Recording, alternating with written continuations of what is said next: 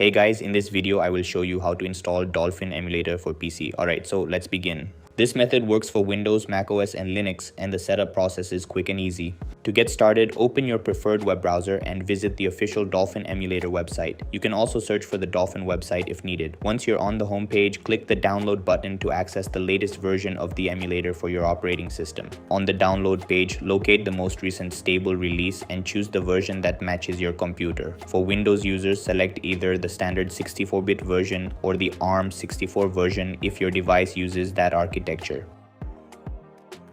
After the download is complete, open the downloaded archive.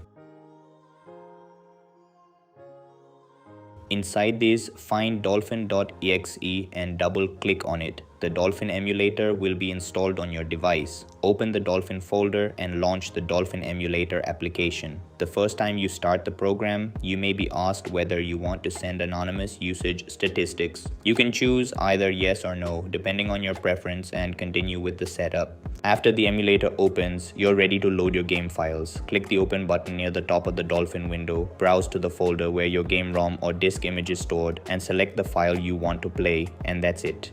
This is how you can install Dolphin Emulator for PC. That's all for this video. See you in the next one. Thanks.